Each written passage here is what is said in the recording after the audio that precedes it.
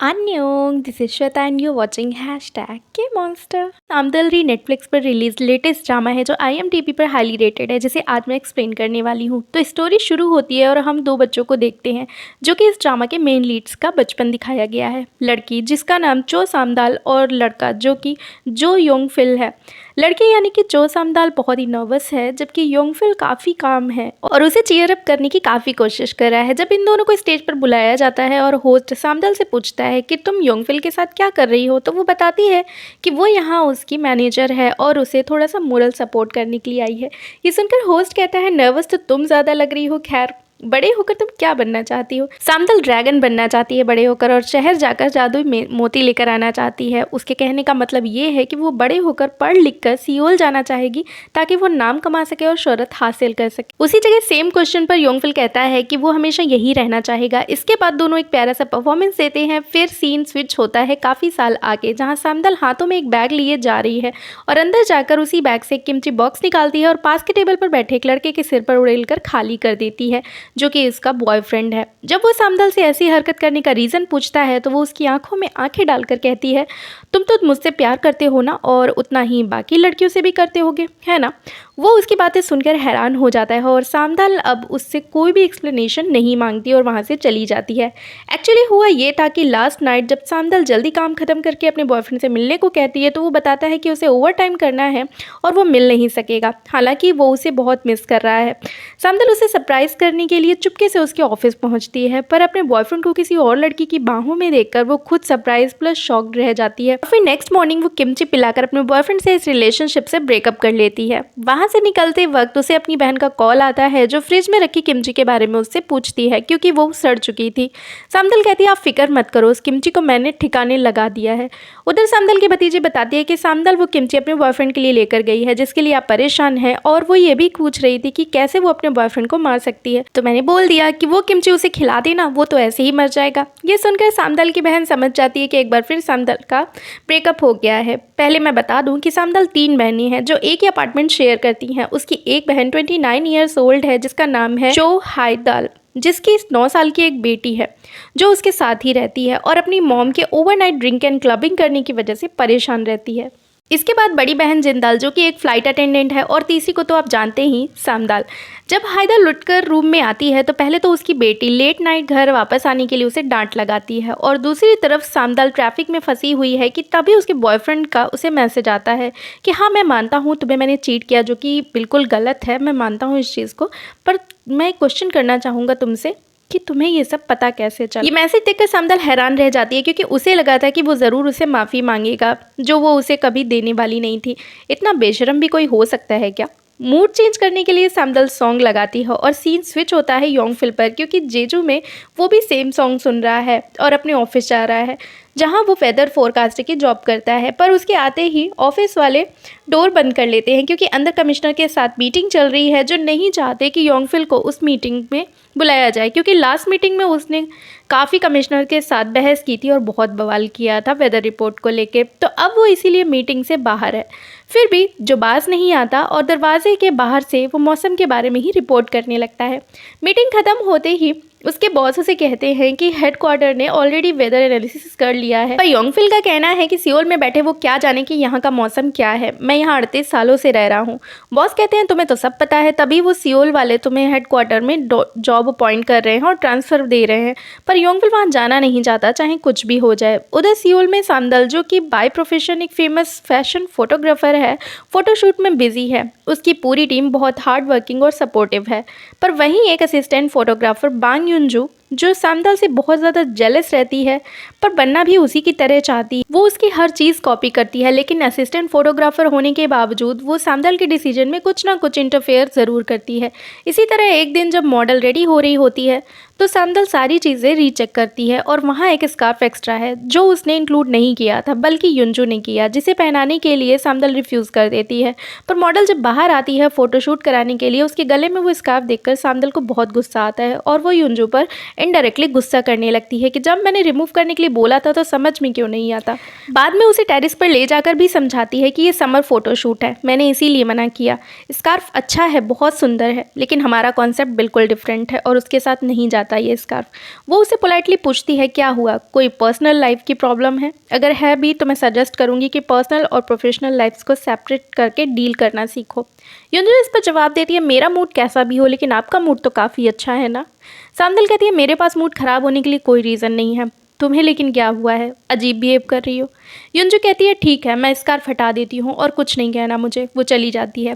Photoshoot के बाद team dinner पर जाते हैं सब, जहाँ सामदल थोड़ी सी लेट हो जाती है। वहाँ टीम के कुछ लोग उसके ब्रेकअप की बात छेड़ देते हैं तब तक, पर सामदल बिना नर्वस हुए बात को एक्सप्लेन करती है और इग्नोर कर देती। ये बात सुनकर वहाँ बैठी युंजू वहाँ से उठकर चली जाती है। जब सामदल कहती है कि मेरा बॉयफ्रेंड और वो लड़की साथ में खुश रहे, मैं तो यही चाहती हूँ।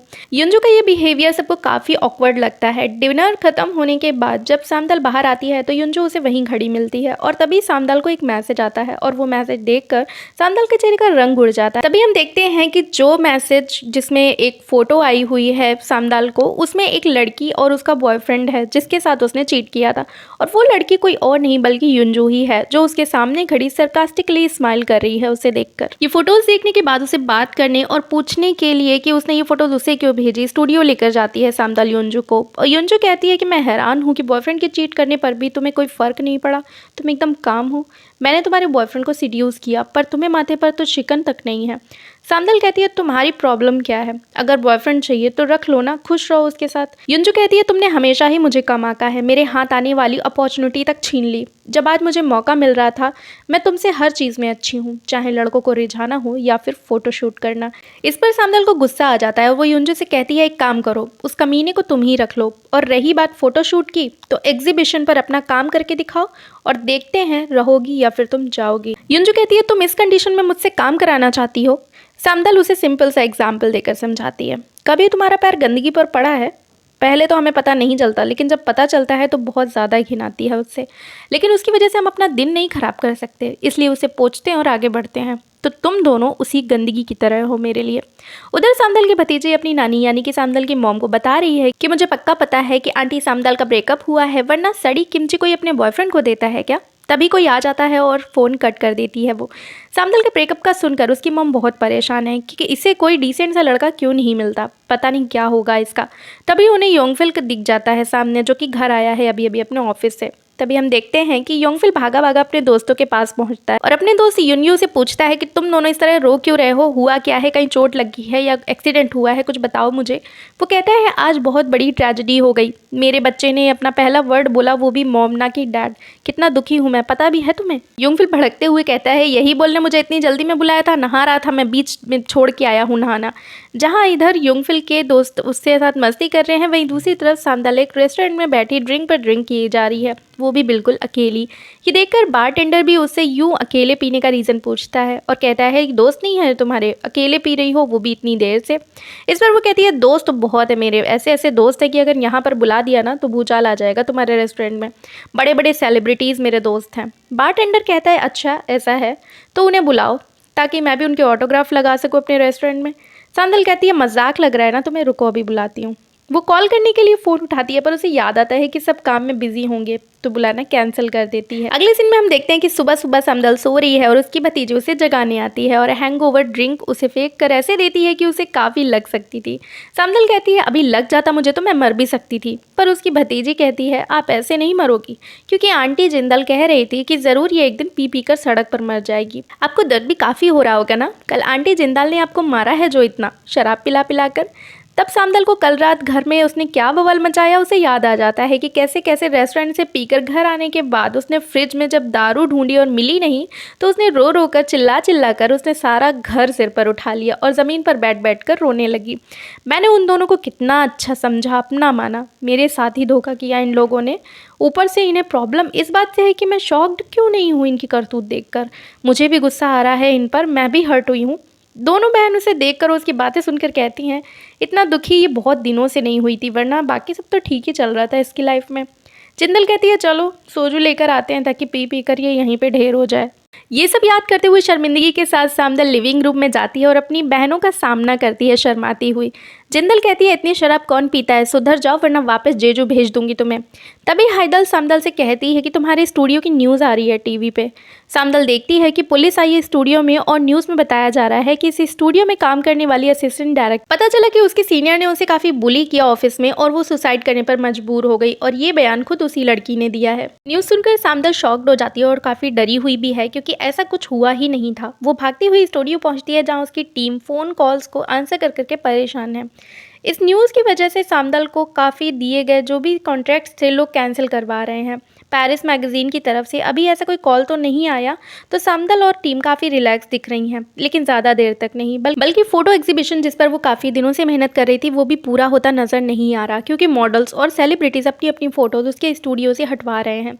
सामदल बहुत टूट जाती है, उसे नहीं समझ आ रहा कि वो क्या करे। दूसरी तरफ जेजू में उसकी मॉम, जो कि गाँव की औरतों के साथ अभी अभी समंदर से काम करके निकली हैं, उससे गाँव की औरतें कहती हैं कि तुम्हारी बेटियां पूरे समदालरी की शान हैं। बड़ी 2 बेटियों की फ़ोटोज़ तो अक्सर न्यूज़पेपर में हम देखते हैं, वरना यहाँ से शियोल में जाने वाले जो लोग हैं उनका पैर टिकना भी आसान नहीं है। कितने तो गए हैं और वापस चले आए। सामदल की मॉम सुनकर ये सब मुस्कुरा देती हैं और वापस घर जाते वक्त अपने पति से बड़बड़ाते हुए कहती हैं, खाक अच्छी बेटियाँ मिली हैं मुझे, एक डिवोर्सी है, एक विडो है और एक की तो इतनी उम्र निकल गई है कि अब शादी होना भी मुश्किल लग रहा है। पता नहीं कौन से बुरे कर्म किए मैंने जो ये सब सज़ा मिल रही है मुझे। डैड कहते हैं कुछ भी हो, हमारे बच्चे सबसे ज़्यादा सीधे हैं पूरे गांव में। इसी तरह दोनों घर पहुंचते हैं बातें करते हुए, पर पहुंचते ही सरप्राइज हो जाते हैं जब उनकी तीनों बेटियों को उनके बैग्स के साथ घर के बाहर खड़ा देखते हैं। इसी तरफ योंगफिल के ऑफिस में उसका सियोल हेडक्वार्टर ट्रांसफ़र ऑर्डर आ चुका है, पर इस बार वो बॉस को ये ट्रांसफ़र कैंसिल करने को कह देता है और घर के लिए निकल जाता है। तभी उसका दोस्त रूम में आता है जिसे बॉस कहते हैं कि बाकी सब मर रहे हैं सियोल जाने के लिए, इसे पता नहीं क्या प्रॉब्लम है सियोल से। योंगफिल का दोस्त कहता है प्रॉब्लम ये है कि सियोल में ऐसा कोई है जिसका वो सामना नहीं करना चाहता। फिर हमें एक सीन दिखाया जाता है जिसमें सामदल और योंगफिल 17 साल के हैं और एक पहाड़ी पर बैठे म्यूजिक सुन रहे हैं, पर सामदल एरोप्लेन्स की फ़ोटो क्लिक कर रही है और काउंट भी कर रही है उन्हें। इस पर योंगफिल उससे पूछता है तुम इन प्लेन्स को काउंट क्यों करती रहती हो। सामदल कहती है सब कोई सियोल जा रहा है इसमें उड़कर, पता नहीं मेरा दिन कब आएगा। योंगफिल कहता है क्या करोगी वहां जाकर, देखा नहीं जो भी गया है वो वापस आ गया है। सामदल भड़क जाती है, पर हम देखते हैं कि सामदल प्रेजेंट में सियोल से जीजू वापस आ रही है क्योंकि उसे आना ही पड़ा, जैसे कि योंगफिल ने उसे एक बार कहा था। और बस यहाँ खत्म होता है एपिसोड 1। जल्द लेकर आऊंगी एपिसोड 2 भी। एक्सप्लेनेशन पसंद आया तो लाइक ज़रूर कर देना और नए लोगों को चैनल प्लीज़ सब्सक्राइब कर लो यार, पैसे नहीं लगेंगे। जो भी ये ड्रामा पसंद करते हो उनके साथ ज़रूर शेयर करिएगा। Thank you so much.